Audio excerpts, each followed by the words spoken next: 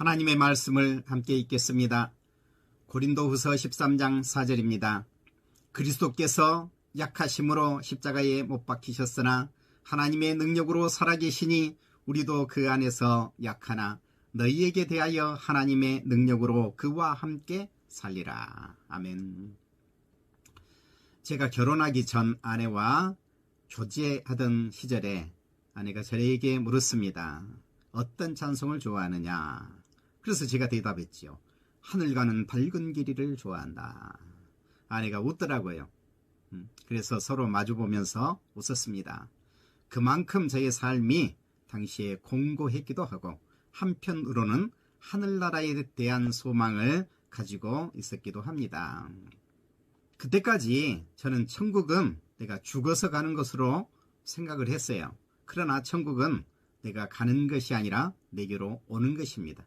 예수님께서 나에게 천국을 주신 거예요.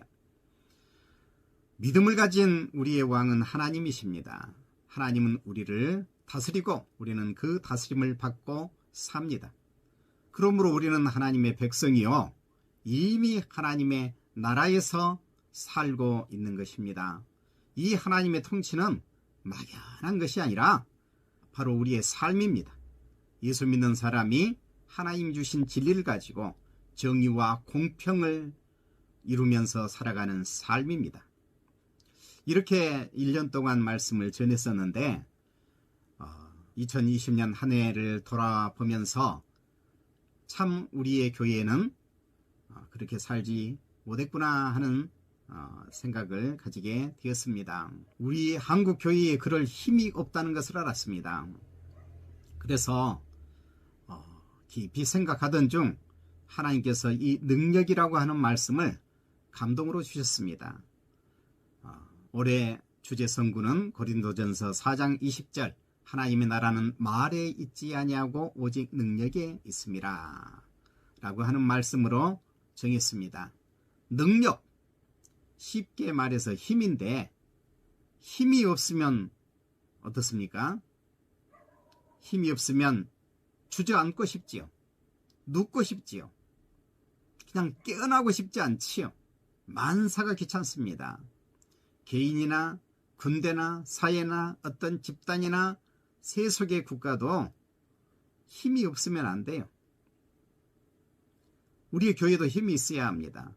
교회가 힘이 없으면 무엇을 할 수 있겠습니까?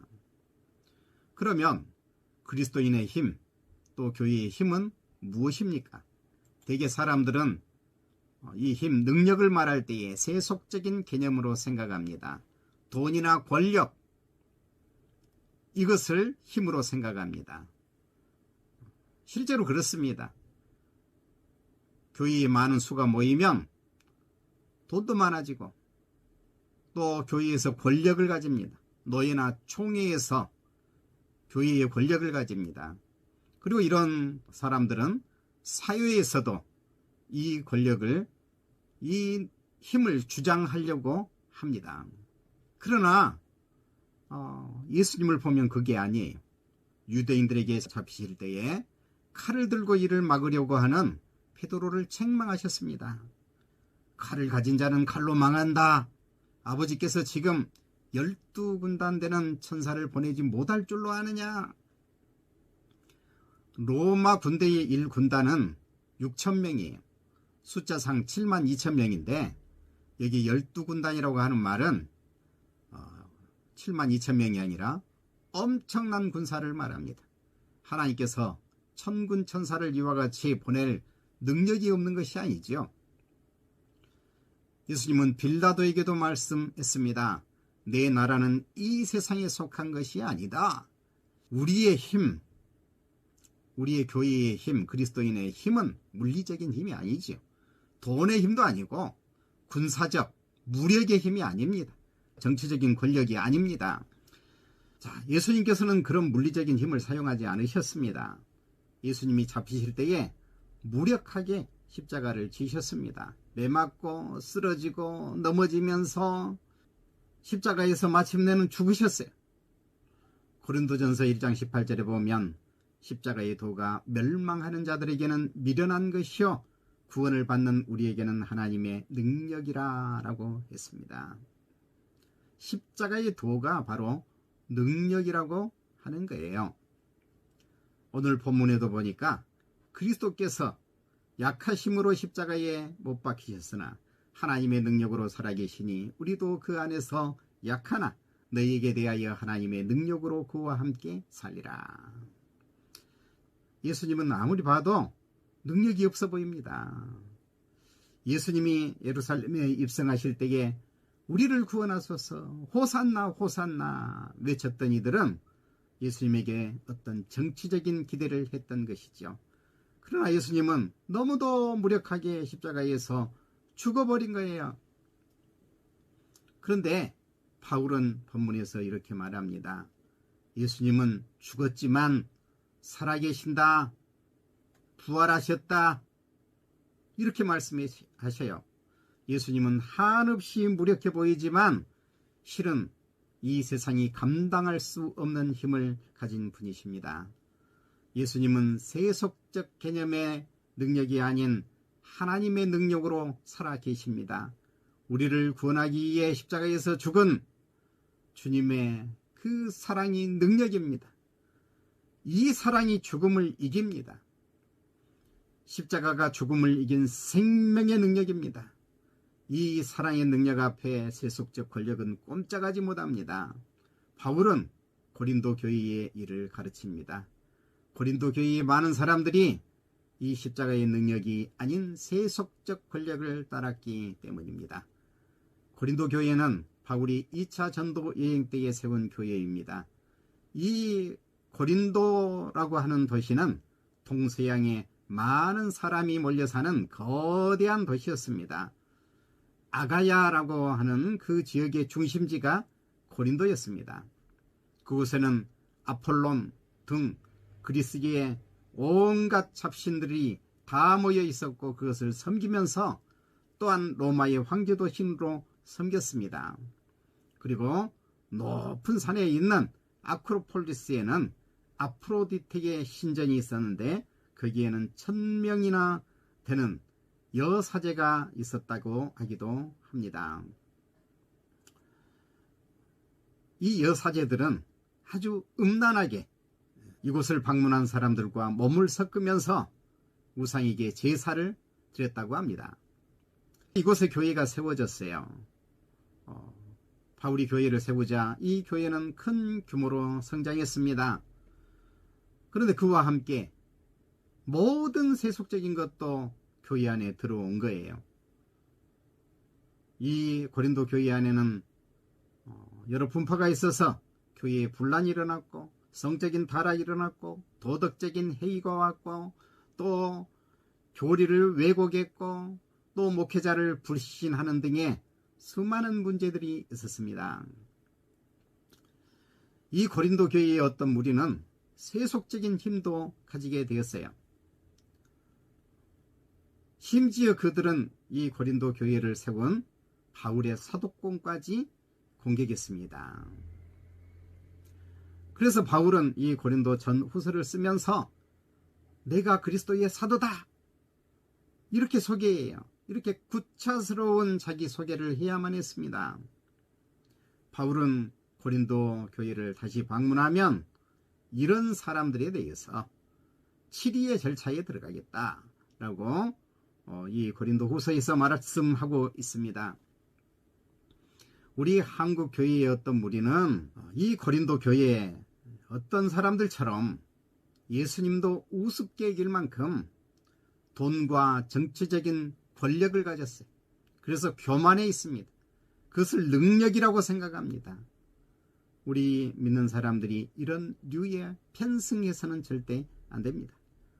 고린도전서 4장 20절에 보면 하나님의 나라는 말에 있지 아니하고 오직 능력에 있습니다 라고 했는데 이 본문에 나온 말이라고 하는 그 단어는 하나님의 말씀을 의미할 때 쓰는 로고스라고 하는 단어하고 똑같은 단어를 써요. 하나님의 나라는 말에 있지 아니하고 오직 능력에 있습니다. 그러면 하나님의 말씀을 부정하는 것일까요? 아닙니다. 하나님의 말씀을 빙자하여 자기 말을 하는 사람들에게 지금 이 말씀을 하고 있는 거예요. 목수가 자기 집을 짓지 못한다는 말과 같이 그리스도인이 하나님의 말씀을 전하면서 자기는 그렇게 살지 않는 거예요. 하나님의 나라는 설교에 있지 않습니다. 많은 수가 모이는 것, 많은 돈을 가지는 것, 정치적인 권력 등 물리적인 능력, 이것이 교회의 능력이 아니라 하는 말씀이에요. 이 능력은 병을 고치고 기적을 일으키는 신비한 능력이 아닙니다.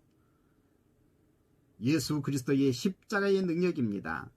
그리스도께서 약하심으로 십자가에 못 박히셨으나 하나님의 능력으로 살아계시니 우리도 그 안에서 약하나 너희에게 대하여 하나님의 능력으로 그와 함께 살리라. 예수님이 죽음을 이기고 부활하신 것과 같이 이 부활의 생명이 우리의 능력입니다. 아무도 범할 수 없는 거룩함이 능력입니다.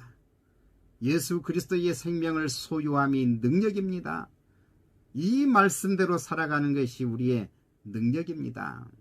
사도행전 1장에 보면 예수님은 십자가에서 죽으시고 부활하신 후 40일 동안 제자들에게 보이시며 하나님 나라의 일을 말씀하셨습니다. 예수님이 사도들에게 이렇게 말씀하시지요. 예루살렘을 떠나지 말고 내게서 들은 바 아버지께서 약속하신 것을 기다리라. 요한은 물로 세례를 베풀었으나 너희는 몇 날이 못되어 성령으로 세례를 받으리라. 그래서 제자들이 물었어요. 주께서 이스라엘 나라를 회복하심이 이때니까? 자, 제자들은 이때까지도 물리적인 어떤 세력으로 로마의 권력을 파하고 이스라엘을 회복하는 것이 복음이라고 생각한 거예요. 오늘날 이 현대 교회의 권력으로 크리스턴돔, 기독교 국가를 건설하려고 하는 그런 사람들의 생각과 똑같습니다. 그러나 예수님은 말씀하십니다. 오직 성령이 너희에게 임하시면 너희가 권능을 받고, 이 권능이 두나미스, 능력이에요. 힘입니다. 너희가 권능을 받고 예루살렘과 온 유대와 사마리아와 땅끝까지 이르러 내 증인이 되리라. 오순절의 성령 강림으로 예수 믿는 우리에게는 이미 이 능력이 임하였습니다. 디나미스, 성령의 능력이 임하였습니다. 이 능력은 도깨비 방망이가 아니에요. 병을 치유하거나 어떤 기적을 일으키거나 세상에 어떤 힘을 가지거나 하는 이런 능력이 아니에요. 이 능력은 영적으로 죽은 자를 살리는 십자가의 능력입니다. 물리적 능력이 아니라 거룩함입니다. 거룩함의 능력이에요. 사람의 마음을 감동시키는, 그리고 변화시키는 역동적인 능력입니다. 하나님의 나라를 현실에 구현하는 능력, 높아짐이 아니라 낮아짐의 능력, 지배하는 능력이 아니라 섬기는 능력이에요. 오늘 우리 그리스도인들이 가져야 할 능력이 이것입니다. 이제 2021년 새롭게 시작하는데 모든 성도들이 이 능력을 회복할 수 있기를 바랍니다. 기도하겠습니다. 사랑의 주 하나님, 감사합니다. 천지를 창조하신 하나님께서 우리에게 새해를 주시니 감사합니다. 늘 같은 날이지만 해를 정하여 새로운 인식으로 살게 하시니 감사합니다. 오늘도 귀한 말씀을 주시니 감사합니다. 주님, 우리에게 능력을 주시옵소서. 말만 그럴듯하게 하는 사람들이 아니라 말씀을 실천하는 능력을 주옵소서. 물리적인 힘이 아니라, 돈의 권력의 능력이 아니라 죽음에서 부활하신 주님의 능력을 주옵소서. 이 새로운 능력으로, 이 생명의 능력으로 한 해를 살게 하여 주옵소서. 아니, 평생을 살게 하여 주옵소서. 세속적 권력이 아니라 거룩함이, 세상을 지배하는 것이 아니라 섬기는 것이 높아지는 것이 아니라 낮아지는 것이 우리의 능력인 줄을 믿습니다. 어떤 현실에서나 하나님의 나라를 구현하며 사는 능력의 그리스도인이 되게 하여 주옵소서. 이 다짐이 변치 않게 하여 주옵소서. 우리 주님 예수 그리스도의 이름으로 기도드리옵나이다. 아멘.